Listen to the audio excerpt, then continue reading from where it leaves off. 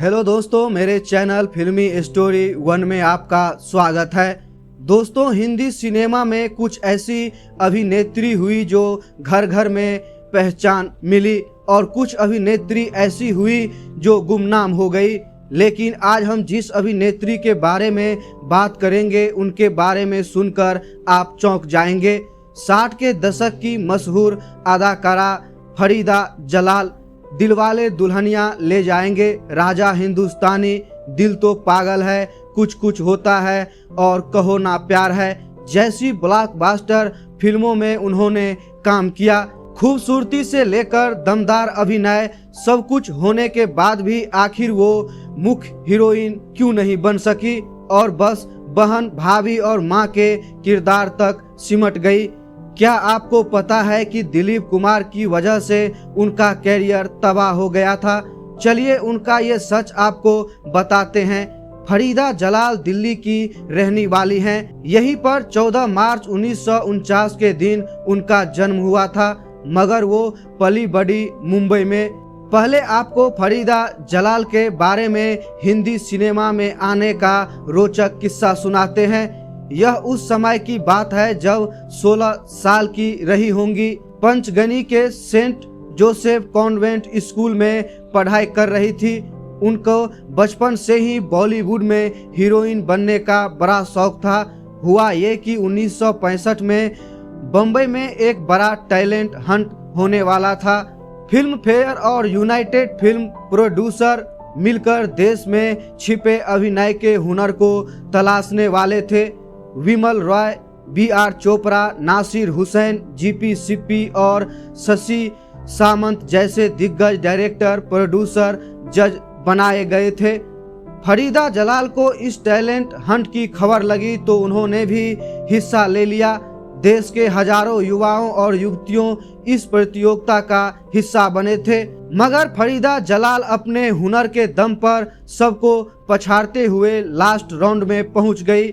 अब मुकाबला सबसे कड़ा था क्योंकि उनके टक्कर देने के लिए राजेश खन्ना, विनोद मेहरा, सुभाष घई और धीरज कुमार जैसे लोग भी अंतिम राउंड में थे।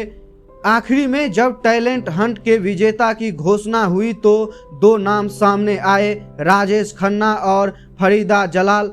दोनों ने ही संयुक्त रूप से प्रतियोगिता जीत ली थी। वहां जश्न चल रहा था कि दर्शकों के बीच बैठे राजश्री प्रोडक्शन के ताराचंद उठ खड़ा हुए, चुपचाप फरीदा जलाल के पास पहुंचे, उनको पीछे बुलाया और बोले कि मैं तकदीर फिल्म बना रहा हूं, क्या तुम इस फिल्म का हिस्सा बनोगी?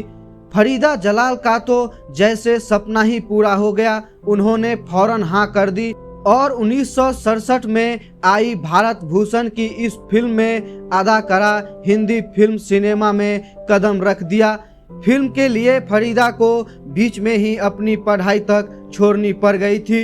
इसके बाद अगले ही साल 1968 में उनकी दूसरी फिल्म आई, बाहर की मंजिल, जिसमें धर्मेंद्र और मीना कुमारी थे। एक साल बाद ही उनको देव आनंद और आशा पारेख की फिल्म महल मिल गई। इसमें फरीदा ने नर्स का रोल किया था जो काफी पसंद किया गया था। 1969 में वो फिल्म आई जिसने फरीदा जलाल की किस्मत ही बदल के रख दी। वो थी सुपरस्टार राजेश खन्ना की आराधना। इसमें वैसे तो मुख्य अभिनेत्री शर्मिला टैगोर थी, मगर फरीदा को भी राजेश खन्ना के ऑपोजिट ही कास्ट किया गया था। उनकी मंगेतर के रोल में राजेश खन्ना और फरीदा जलाल का एक गीत बागों में बहार है तो उस दौर का सबसे चर्चित गीत हुआ करता था। आराधना सुपर हिट हो गई और अदाकारा को अब लीड रोल मिलने लग गए। जय मुखर्जी की पुकार फिल्म में उनकी हीरोइन का किरदार मिला। दोस्तों, फरीदा का कैरियर अच्छा चल रहा था। वो उस दौर की बड़ी बड़ी हीरोइनों को टक्कर देकर बहुत आगे निकल सकती थी, मगर उनकी एक बड़ी गलती ने उनका अच्छा खासा कैरियर तबाह कर दिया। इसकी वजह बनी दिलीप कुमार। हुआ ये कि 1970 में दिलीप कुमार की एक फिल्म आई, गोपी। इस फिल्म में दिलीप कुमार की बहन के किरदार के लिए किसी अभिनेत्री को तलाशा जा रहा था।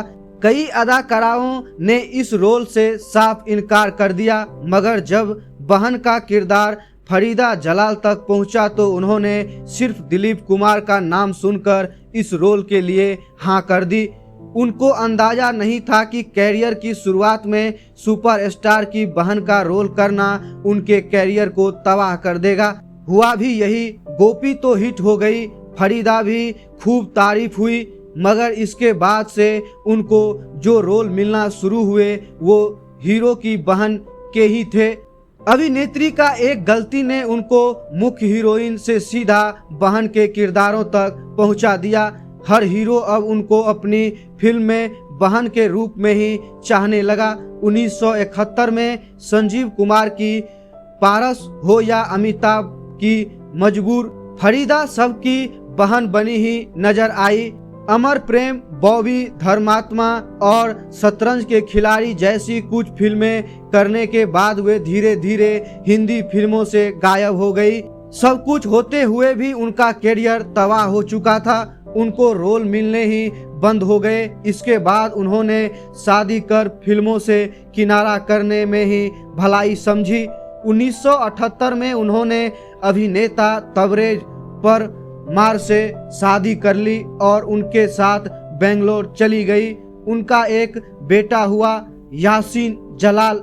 साल 2003 में पति से उनका तलाक हो गया। वैसे फरीदा जलाल ने कई सालों बाद दूसरी पारी शुरू की। बॉलीवुड की मां और दादी नानी के रूप में वो कुछ टीवी सीरियल में भी नजर आई। फिलहाल वो 74 साल की हो गई हैं और बेंगलोर और मुंबई में आती जाती रहती हैं और अपने बेटे के साथ रहती हैं। मगर वो दिलीप कुमार की बहन बनने की गलती ना करती तो शायद मुख्य अभिनेत्रियों की लिस्ट में उनका भी नाम लिया जाता। दोस्तों, पुरानी फिल्मों में आपको फरीदा जलाल कैसी लगती थी? उनका कोई किरदार या फिल्म आपको याद है तो हमें कमेंट करके जरूर बताइएगा। ऐसे ही और स्टोरीज को जानने के लिए आप मेरे चैनल को सब्सक्राइब भी कर सकते हैं। बेल आइकन घंटी दबाना मत भूलिएगा। फिर मिलते हैं आपसे एक नई वीडियो में, तब तक के लिए जय हिंद।